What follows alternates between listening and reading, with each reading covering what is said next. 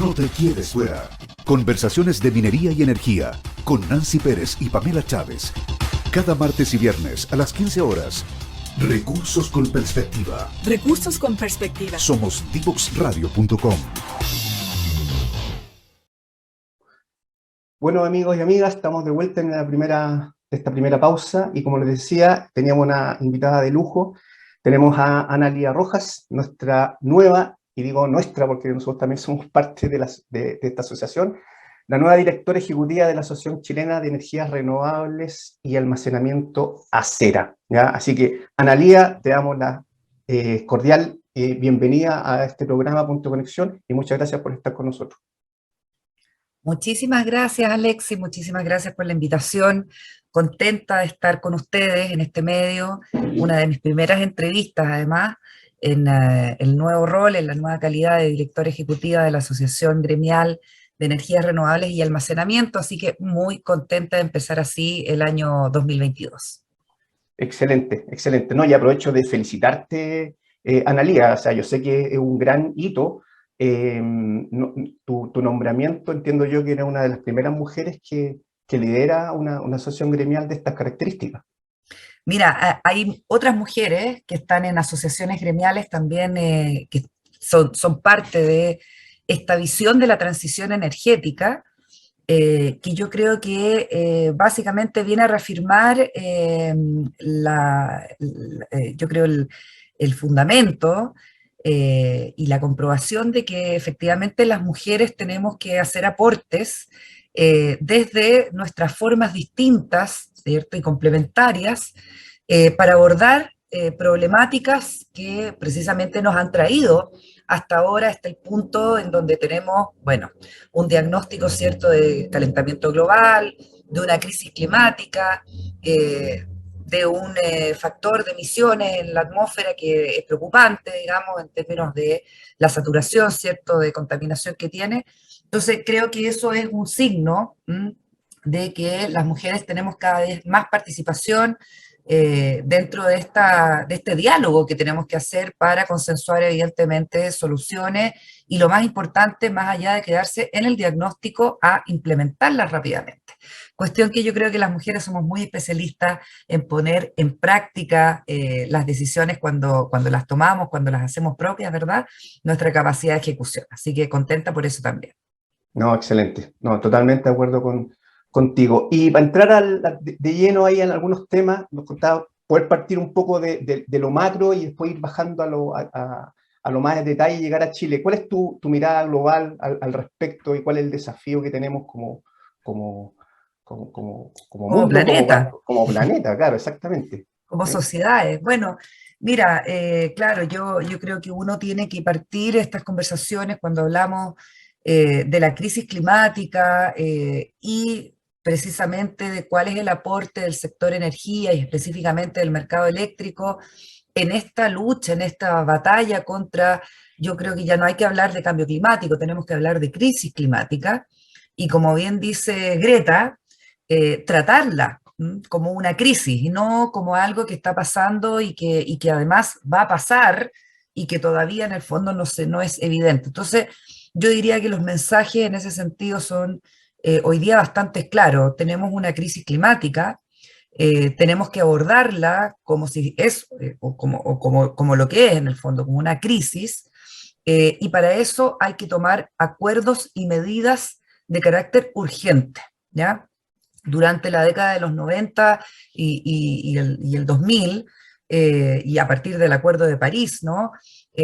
Pasamos muchos años tratando de hacer diagnósticos, de que la ciencia se pusiera de acuerdo frente también a una porción hoy día cada vez más minoritaria de negacionistas, en el fondo, que creen que la problemática del calentamiento global obedece más bien a un ciclo, ¿no? Pero si tú hoy día, parado en el 2022, tenemos bastantes avances sobre lo que son nuestras capacidades de acuerdo en el diagnóstico, en la fundamentación en la ciencia de que el cambio climático existe y de que si no tomamos ciertas medidas en carácter urgente, vamos a llegar a una situación de calentamiento que va a superar el acuerdo meta, ¿no?, que tiene París del 1,5 a 2 grados de temperatura en la atmósfera. Entonces nos vamos a pasar por sobre esos 2 grados y quiero hacer el punto aquí, Alexis, para todas las personas que nos escuchan, que eso que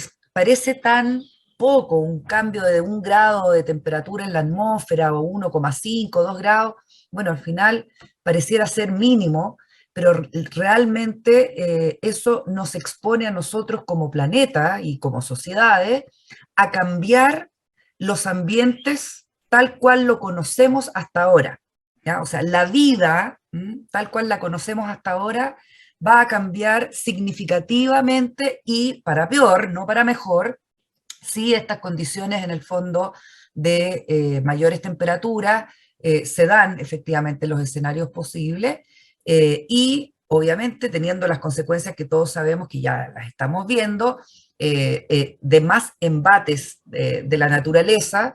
Yo creo que la naturaleza responde simplemente en forma natural, ¿no? Valga la redundancia, porque efectivamente está siendo afectada por la actividad humana, ¿ya? Entonces, lo primero, entender que parados hoy día en el año 22, tenemos un diagnóstico claro y hoy día el gran desafío, creo yo, de la sociedad y de los gobiernos, de los estados y de las personas como tú y yo a pie, es realmente implementar, ¿no?, cambios que tienen que ver con nuestra forma de desarrollo. Todo lo que nosotros entendemos como bienestar, como confort, el hecho que tú en tu casa tengas, por ejemplo, al toque de un switch, un suministro eléctrico que te permita hacer, en el fondo, suministrar tus actividades, ¿cierto?, energéticas, de consumo energético, todo eso tiene que de alguna forma repensarse y rediseñarse en el sentido de transitar entonces desde una lógica fósil, que es la que ha alimentado en el fondo este sistema eléctrico, energético durante prácticamente desde la revolución industrial, ¿no?, hasta hoy día, eso, cambiar este paradigma y transformarlo en un sistema que es, primero, sustentable, o sea, que puede sostenerse en el tiempo, y segundo, que provenga de fuentes renovables que en su propio ejercicio, ¿cierto?, en su propio desarrollo, en su propia operación, no tengan consecuencias sobre el medio ambiente como las conocemos hasta ahora de esta otra línea, ¿cierto?, de fuentes energéticas que operan los grandes sistemas eléctricos en el mundo, ¿ya? Entonces ahí hay un primer mensaje, tenemos que cambiar esa lógica y hoy día es tiempo ya, ¿ya? Ahora es cuando tenemos que empezar a implementar realmente aquellos diagnósticos y aquellos acuerdos de qué es lo que hay que hacer. Ya, perfecto. Ya, parece simple, un tremendo desafío, o sea, finalmente un desafío, bueno, como tú mencionabas, de la sociedad, de implementar y ponerse de acuerdo en la implementación. El diagnóstico ya está recontra listo ya, ¿cierto? Como decías tú. Ahora, eso, ¿cómo ves los acuerdos? Es un tema político finalmente, no solo nacional, sino que internacional. ¿Cómo ves eso, los acuerdos políticos? Bueno, la última COP, ¿no?, la COP26, realizada en Glasgow hace un par de meses atrás, trajo buenas noticias y también trajo noticias que creo que nos dan cuenta del realismo con que tenemos que tratar esta situación, este escenario que tú dices que finalmente es un escenario de acuerdos políticos. Entonces, por un lado tenemos, de nuevo, yo creo, la posición hoy día que es muy celebrada de que los diagnósticos están hechos, la ciencia los fundamenta, y aquí existe entonces una afectación del medio ambiente por la actividad humana que se ha traducido en el calentamiento global. Ese es el primer diagnóstico. El segundo es que para que la efectividad del Acuerdo de París, ¿no?, de evitar este calentamiento por sobre el 1,5, perdón, a 2 grados, tiene que tomar acciones por parte de los gobiernos, y los gobiernos por parte de sus propios agentes, ¿no?, la sociedad civil, las empresas, el mismo gobierno, etcétera, tiene que tomar ciertas medidas. El principal es el cambio del paradigma energético. El paradigma energético que, ya repetí en la primera parte, ¿no?, viene de la lógica fósil, aporta el 76% de las emisiones que se producen, ¿no?, y que hoy día están afectando la atmósfera. Eso significa que de ese 76%, ¿no?, hay que un poco dividirlo y realmente identificar proporcionalmente cuáles son entonces los ámbitos en los que hay que trabajar, y ahí encontramos que está la electricidad como en el fondo un gran también aportante, cerca de un 24% de emisiones, el transporte, que puede representar otro tercio, ¿no?, del aporte de las emisiones, la calefacción y cualquier otro proceso industrial en el fondo donde se necesite energía primaria, ¿no? El uso del carbón, el uso del petróleo, no para producir electricidad, sino que para producir la actividad, ¿cierto?, fabril, que significa tener una industria. Entonces, cuando ya tenemos la identificación de eso, al final los gobiernos tienen que actuar, y determinadas pautas que se transforman en normativas, y esas normativas pueden ser leyes, reglamentos, normas, incentivos. Tenemos que poner entonces ese cóctel dentro de esta juguera para finalmente tener estos acuerdos. Y ahí el resultado de Glasgow yo creo que también fue bastante evidente, en donde básicamente hay potencias, ¿no?, y hay países que son responsables en gran parte de las mayores emisiones del planeta, China, India, Estados Unidos, la Unión Europea como un conjunto, y luego algunos países también importantes como Indonesia, como Australia, como Japón, en fin, que también hacen aportes importantes. Pero al final, los acuerdos que de ahí se producen, por ejemplo, no están tan claros en la velocidad en que se tienen que hacer estos cambios. Entonces yo creo que hay hoy día vaso medio lleno, estamos de acuerdo donde queremos llegar, a la carbono neutralidad, que es un concepto también aplicado hoy día cada vez más en el entendimiento de que estos sectores, el económico, en donde se desenvuelve la actividad económica de una sociedad, tiene que ser carbono neutral, o sea, aportar emisiones, pero también absorberlas o mitigarlas, ¿no? Y así hacer la neutralidad. Entonces estamos todos claros dónde queremos llegar. El problema es que hay algunos países que te dicen, sí, pero yo al 2060, o yo quiero hacerlo todo al último, ¿no? Entonces estos años todavía voy a seguir con mi matriz en base a carbón, a petróleo, lo que sea, pero básicamente sin apuntar a la urgencia que significa acelerar los acuerdos y estas señales que tienen que tener en el fondo los sectores económicos, para efectivamente hacer la transformación que se requiere y así estar en camino a esta meta, ¿cierto?, de reducción de emisiones. Ya, no, clarísimo, tremendo desafío. No puedo dejar de preguntarte una noticia que es reciente, un comentario, no sé, bueno, en Europa se está discutiendo un tema de lenguaje léxico, digamos, ahí le llaman para considerar al gas y la energía nuclear como energía, le llaman como energía verde, creo que es. Verde, exacto, Verde, ese ¿sí? es el concepto. Sí, sí. A ver, hay que ser muy claro, por ejemplo, respecto del tema nuclear, ¿no? O sea, la energía nuclear efectivamente es una energía sin emisiones, ¿ok? Sí. Lo que no significa necesariamente para el entendimiento de muchas veredas, ¿no?, que sea una energía verde. ¿Mm? Y ahí viene esta discusión, este diálogo sobre considerar no solamente la energía nuclear, sino también al gas como una energía verde para lograr, en el fondo, tener más opciones en la matriz eléctrica o de energía primaria, y de esa forma incentivar la conversión del principal combustible contaminante, en el fondo, que es el carbón, ¿ya? Fíjate que el gas, sin ser un combustible limpio, ¿ya?, aporta la mitad del CO2 que aporta en la quema, ¿no?, del combustible del carbón. Entonces, efectivamente tú de repente tienes que también tener estos prismas de decir, a ver, pero entonces ¿el gas es o no limpio? Bueno, es más limpio que cualquiera de los otros fósiles contaminantes. Y en la medida y en el tiempo, ¿no?, que medie entre las soluciones tecnológicas que existen hoy día, que son renovables, o sea, básicamente cuando hablamos de la matriz eléctrica, la hidroelectricidad, ¿cierto?, de pasada, la eólica, la solar, la concentración solar de potencia, la biomasa, puedo dejar alguna fuera ahí, pero básicamente ese es el set de energías renovables no convencionales que hay entonces en la mira para hacer el reemplazo de los combustibles fósiles. ¿Cuál se desarrolla primero? Bueno, a esta altura, en Chile particularmente, por ejemplo, tenemos solar y eólica con un grado de maduración ya suficiente como para poder entonces entrar en la lógica del reemplazo del carbón.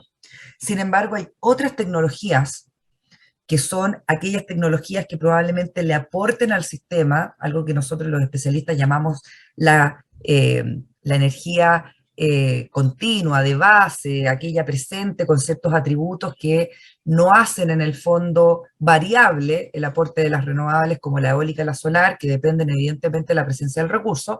Entonces, cuando tú dices, a ver, pero esas tecnologías están listas hoy día para aparecer y desplegarse, ¿cierto?, en varias plantas de concentración solar de potencia, de hydropump, por ejemplo, o de cualquier otra de estas tecnologías, el almacenamiento, que por cierto es considerado, ¿no?, la batería, como un medio de transmisión en el tiempo de una energía que ha sido generada en base renovable, ¿no?, para ser consumida en horas fuera de la presencia del recurso renovable. Entonces, todas esas tecnologías, la pregunta de nuevo es, ¿están listas para estar en el sistema hoy día? Y ahí la respuesta, dependiendo de cada país, ¿no?, en particular en Chile, por ejemplo, es, están listas en la medida que existan incentivos, exista normativa, haya todavía alguna rebaja de algunos costos, por ejemplo, asociados a estas tecnologías, para hacerlas efectivamente competitivas, pero eso todavía no ocurre, particularmente este año, o sea, seamos honestos, ¿ya?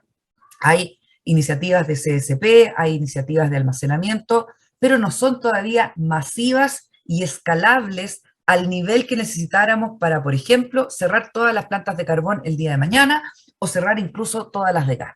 Entonces, volviendo a la respuesta, ¿es el gas, ¿no?, o la nuclear una tecnología verde? No, no lo es a mi juicio.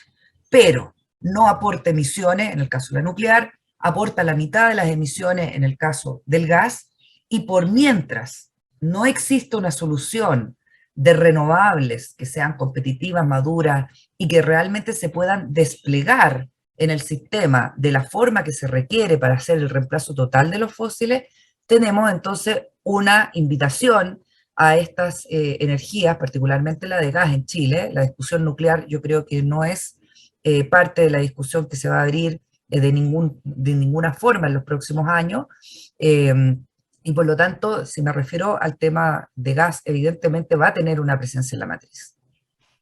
No, perfecto, perfecto, no, súper, súper, y comparto tus opiniones, estas son opiniones personales, la comparto plenamente, una realidad de cada país, los países que efectivamente, por lo que tú decías, finalmente aquí un timing de cada país, ¿cierto? Es una crisis, y cada país tiene que ver su realidad, su actual matriz, y si efectivamente, para poder acelerar esta transición y poder tomar esta crisis, efectivamente, si el gas es parte de la solución, o en el peor de los casos, como Francia, la energía nuclear, que ya está, digamos, no es que la tienen que pensar, está, digamos. O sea, efectivamente, parece una solución, al menos del punto de vista pragmático, más que si uno está de acuerdo, si es verde o no es verde, parece que hace sentido, digamos. Claro, aquí Alexis, lo que pasa es que se mezcla, y yo creo que son todas las discusiones en donde hay principios, ¿no?, que uno tiene que tener claro, pero que deben mezclarse evidentemente con la fundamentación económica, con la lógica también del punto de vista de la ingeniería, ¿no?, de lo que es factible. Entonces, uno pareciera ser que estos principios, ¿no?, que son las metas a donde nosotros queremos ir, ¿no?, cómo hacer la trayectoria, la transición, el camino hacia esas metas, uno también tiene que meterle las variables de la factibilidad técnica, ¿no?, y de la coherencia, para no equivocarnos, porque déjame decirte algo, parados de nuevo en el año 2022, uno piensa, bueno, pero mira, la carbono neutralidad los países la están prometiendo o la están fijando hacia el año 2050, entonces pareciera ser que quedan 30 años. Yo creo que en realidad no quedan 30 años, quedan en realidad 5 años para poder tomar las decisiones que son correctas que van a poner las señales correctas, que van a poner los agentes correctos para hacer la transición energética, y luego un periodo probablemente de 25, 22 años para implementar esas soluciones que son de escala, ¿ya? Si nosotros creemos que vamos a seguir creciendo económicamente en un país que va a seguir desarrollándose, que va a cumplir y probablemente a responder frente a muchas demandas sociales que hay hoy día, ¿no? Estamos en un periodo también complejo desde el punto de vista político, post-estallido, post-pandemia, gobierno nuevo, nueva constitución, o sea, todos esos elementos son de un manejo complejo. Pero aquí la gran apuesta que hace el sector eléctrico es precisamente aportar desde nuestra visión de las renovables, y especialmente Acera, en el rol de su gremio de fomentar la promoción, ¿cierto?, el uso de las energías renovables, su desarrollo, etcétera, poner los mensajes correctos para que esas decisiones ocurran precisamente en los próximos 5 años y no estemos de nuevo en el diagnóstico, en el discurso, ¿no? O sea, hoy día todos queremos ser sustentables, todos queremos tener una huella de carbono neutral, cualquiera que se precie de tal, ¿no?, tiene un eslogan asociado a la sustentabilidad, y yo creo que eso hay que distinguir entonces cuando son discursos a cuando son realmente acciones implementadas para transitar más rápidamente entonces en esta meta de la reducción de emisiones y de la carbono neutralidad. Perfecto, no, súper. Ana Lía, tenemos que ir a nuestra segunda pausa musical.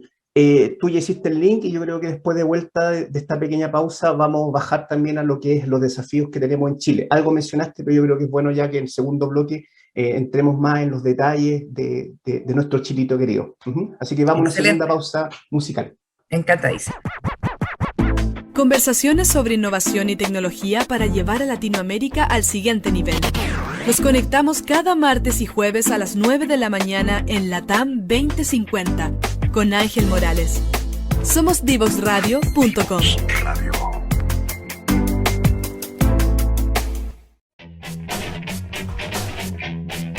Divoxradio.com.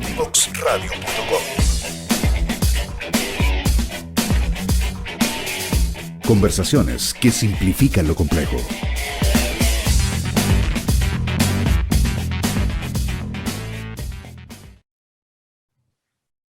Amigos y amigas, estamos de vuelta en nuestro segundo bloque con Ana Lía, ¿ya?, que es la nueva directora de Acera, ¿ya? Así que estábamos conversando de los desafíos globales que tenemos como planeta en esta crisis climática, como decía Ana Lía, y queríamos un poco bajar a los desafíos que tenemos en Chile, y en particular hablábamos en el intermedio de poder también, y también lo hablamos a los inicios, Ana Lía, digamos, cuáles son los desafíos también que tenemos como país en lo que son en la incorporación de las mujeres en este rubro, que es muy técnico, digamos, muy técnico, y hablamos que el porcentaje creo que teníamos por ahí del orden de un 23% la participación de la mujer, ¿ya? Así que tú desde tu visión, desde mujer, desde toda tu experiencia que has tenido en ámbitos públicos, privados, emprendimiento y ahora gremial, ¿cuál es tu visión al respecto? Claro que hay un camino todavía por recorrer. Evidentemente, tener un 23% de participación de mujeres en el sector energía, que es un promedio, yo siempre digo que ese es un estudio del Ministerio de Energía en su programa de Energía más Mujer. Aprovecho de saludar además a Marcela Solantá y a algunas otras mujeres que están ahí empujando el tema del género, ¿cierto?, y de la participación femenina en este sector que ha sido masculino, masculinizado tradicionalmente. Pero fíjate que cuando uno un poco revisa esa cifra, ese 23%, como te decía, es una participación general. Si nos vamos al porcentaje de mujeres que son o que están en puestos de liderazgo o de dirección, ese porcentaje baja brutalmente a un 5%, 6%.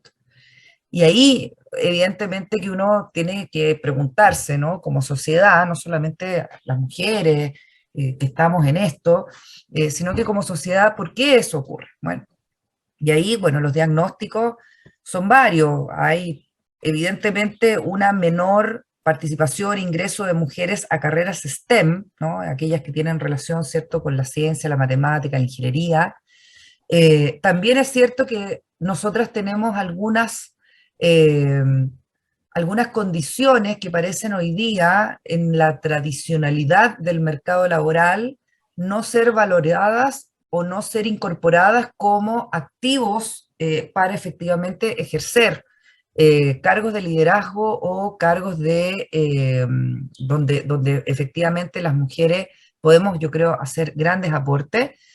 Y ahí, de nuevo, también hay harta literatura, hay harto diálogo respecto del problema de visibilización de las mujeres en sus roles y en los trabajos que asumen, ¿no? O sea, una vez que uno ya entra, también la pregunta es ¿por qué las mujeres no ascendemos? ¿Mm? Y los factores son multivariables.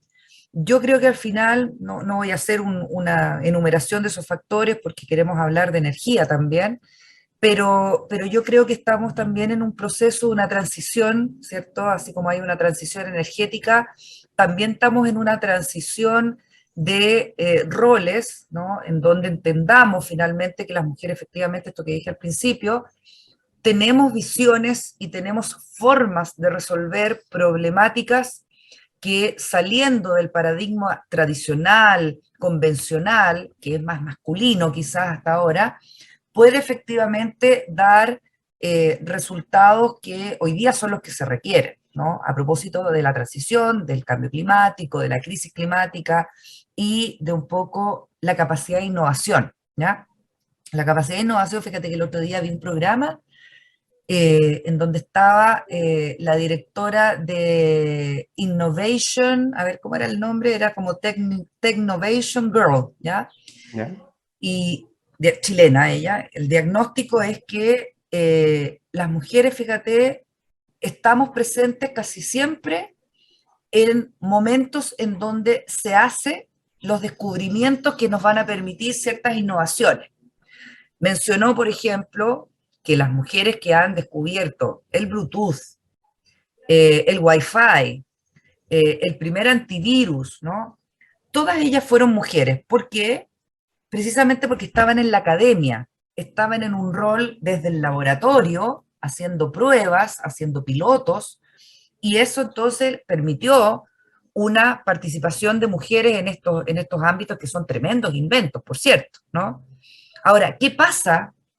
¿Por qué las mujeres no están en la forma, ¿no? Uno podría decir, bueno, ¿qué pasa con esas mujeres? ¿Por qué no maduraron junto con esos descubrimientos cuando esos descubrimientos se transformaron en aplicaciones masivas, se transformaron en una industria, ¿no? En una industria de la innovación y todo. Y ahí viene otro concepto que yo fui ahora más consciente de él, a lo mejor lo teníamos claro, pero las mujeres porque tampoco participamos, fíjate, en la creación de negocios. El mundo de las finanzas, del comercio, está un poco vedado para la participación femenina. Entonces, en la medida que las mujeres estamos en la academia, en la investigación, claro, ahí tenemos algún rol porque estamos participando de los descubrimientos y de las innovaciones. Pero cuando éstas se transforman en industria y en negocios, ahí de nuevo viene el factor de un sector más masculino, en donde las mujeres tenemos menos visibilidad, menos participación, y por lo tanto es muy difícil que este tipo de roles, ¿no? De liderazgo y de dirección o de alta dirección en la conformación de nuevos negocios asociados a la innovación, las mujeres estemos presentes. Así que ahí, de nuevo, un tremendo desafío.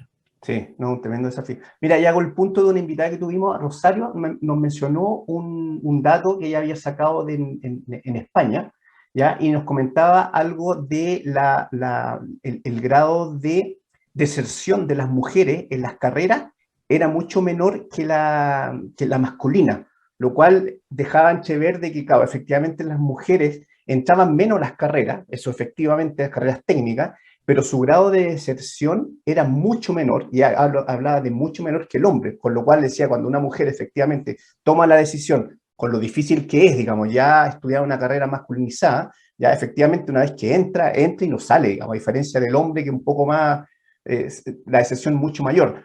¿ya? Y recuerdo un dato que también nos dio en el colegio. Yo tengo dos niñitas y un hombre, ¿ya?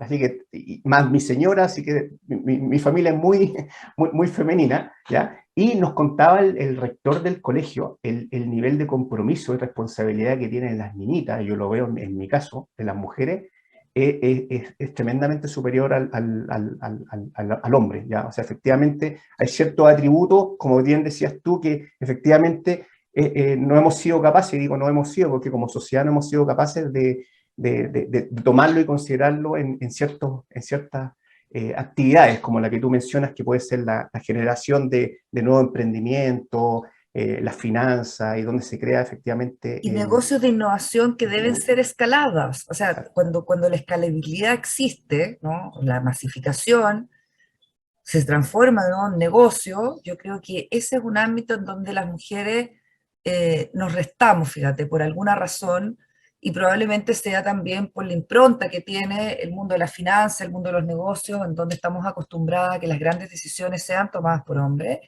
Y yo creo que ahí el desafío es básicamente transformarse también en un complemento o en una alternativa de visión y de ideación de estos negocios de formas que a lo mejor no han sido puestas en marcha hasta ahora. Así que ahí hay, oye, podríamos hacer un seminario entero Sí, sobre este tema, pero vamos a lo de energía, que sí. también me interesa mucho darles en los mensajes. Sí, no, súper, es relevante también, nosotros lo hemos tocado con todos los que hemos podido, así que agradezco tu punto, Analía, respecto a los desafíos, y también es tu llamado, digamos, como líder de esta asociación también, a que el resto te vea, y nos decía por ahí la misma Luzazo, decir, que nos vean ya, es un poco decir, se puede, es difícil, es más difícil y se puede, ¿ya? Entonces, agradecer tu colaboración y tu punto. Ya, y volviendo efectivamente a los desafíos que tenemos como Chile, ¿cuáles son los desafíos que tú ves en el corto plazo, digamos, en el corto plazo de la impronta de que hay que implementar, digamos, ¿cierto? El diagnóstico de Chile está clarísimo, la matriz, el diagnóstico de la matriz, lo que podemos, no podemos hacer, ¿ya? ¿Cuáles son los desafíos que tenemos hoy día? Bueno, yo creo que el mayor de los desafíos, que es un desafío que además hoy día lo comparten todas las naciones del mundo que están básicamente con la problemática, pero también con la conciencia de la reducción de las emisiones, es cómo reemplazamos, y particularmente voy a hablar del sector eléctrico, para no en el fondo confundir a la audiencia entre lo eléctrico y lo energético, ¿no? Lo energético entendido como energías primarias, que son todos aquellos combustibles que se usan para producir en el fondo una fuente de energía, ¿no? Calórica o de movimiento, pero yo voy a hablar particularmente del sector eléctrico, ¿no? De donde sacamos nosotros nuestras fuentes de energía eléctrica, ¿ya? Ahí entonces hay una necesidad de reemplazo de aproximadamente a ver, nosotros tenemos un sistema eléctrico de 30 gigas, ¿no? Gigawatts o 30.000 megawatts, que son las unidades en las que se mide, ¿cierto? La infraestructura, la capacidad instalada, como se dice generalmente, del sistema. De esos 30, ¿no? 5,5 son carbón. ¿Mm? Y es ahí entonces, teniendo claro que el diagnóstico es partir prioritariamente por el retiro del carbón, por eso partimos retirando el carbón y no el gas, ¿ya? Porque ahí están las mayores emisiones asociadas, ¿cierto?, a los combustibles que son parte de nuestra matriz eléctrica. Teniendo claro que es ahí donde tenemos que actuar, la pregunta es, ¿cuánto podemos reemplazar y a qué velocidad y por qué tipo de tecnologías? Y para ello, ¿qué se requiere para que ello se produzca? Entonces, ya tenemos hoy día un reemplazo, a pesar, en el fondo, de no tener acuerdos vinculantes. Yo creo que es celebrable el hecho de que haya habido un acuerdo entre gobierno y empresas para ir retirando paulatinamente carboneras del sistema eléctrico. Ahora la pregunta es, ¿qué pasa con aquellas que quedan en el sistema? Mira, al 2025 va a haber un 65% de la capacidad carbonera retirada del sistema. Si todo va bien. Y ahí vamos a entrar en el si todo va bien.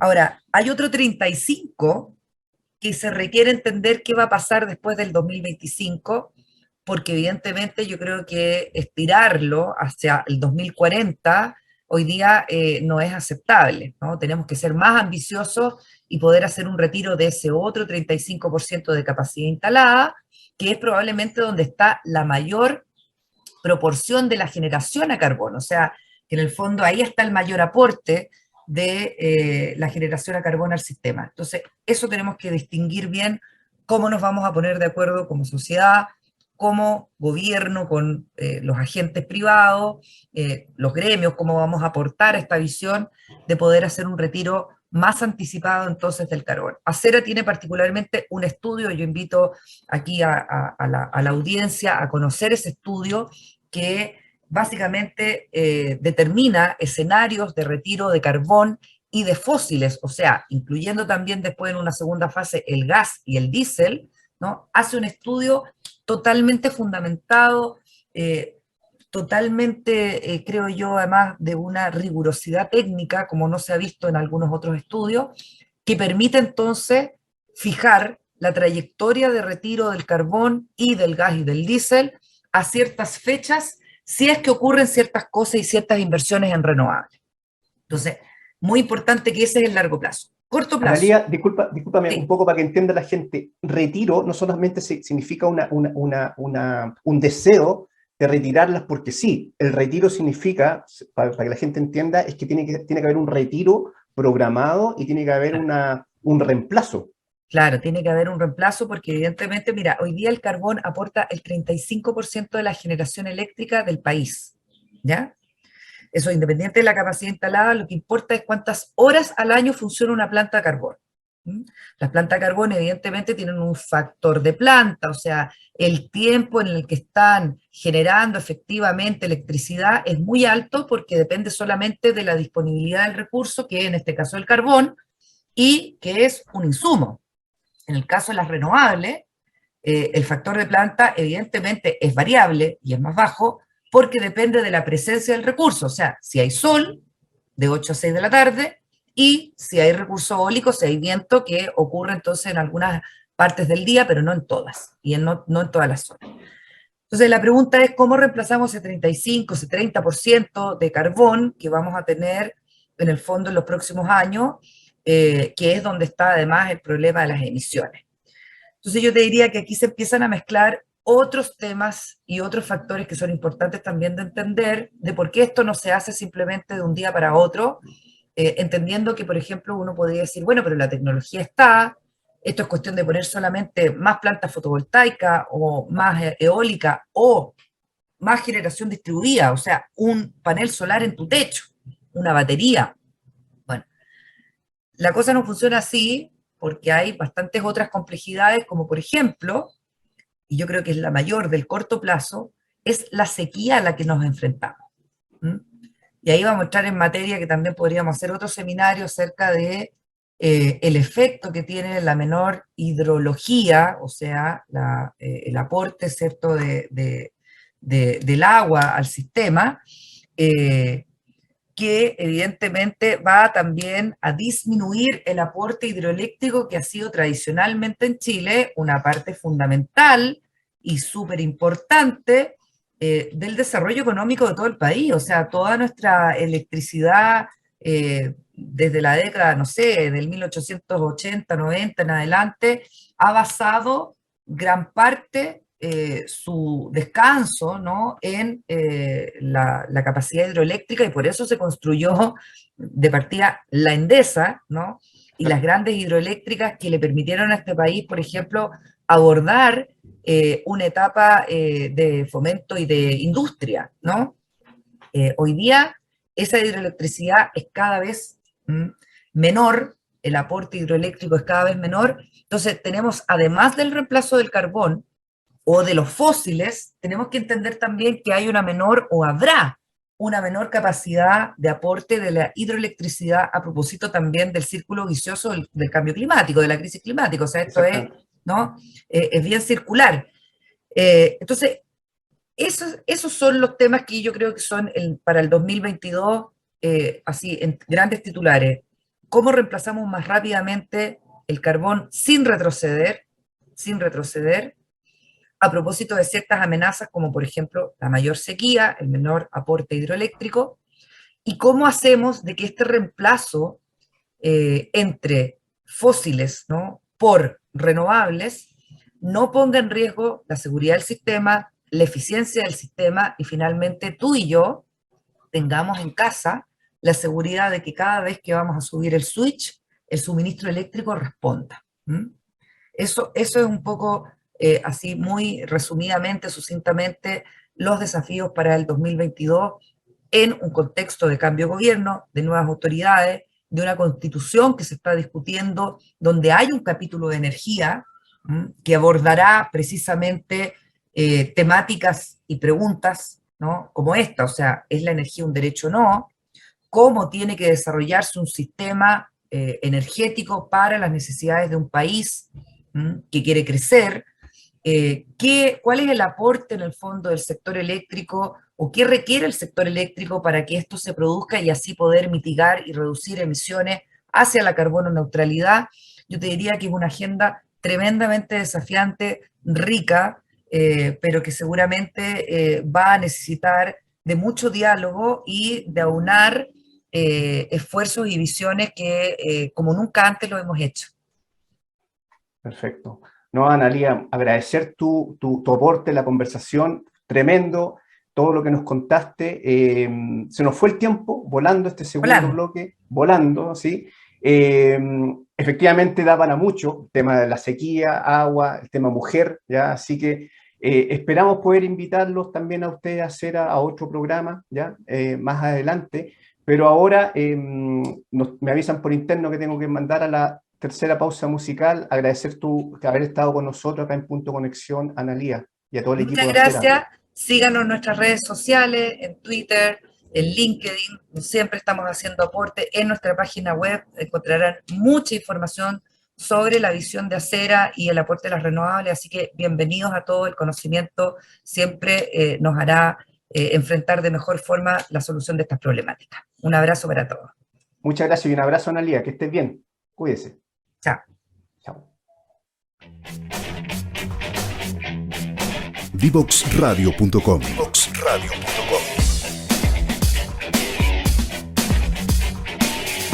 Conversaciones que simplifican lo complejo.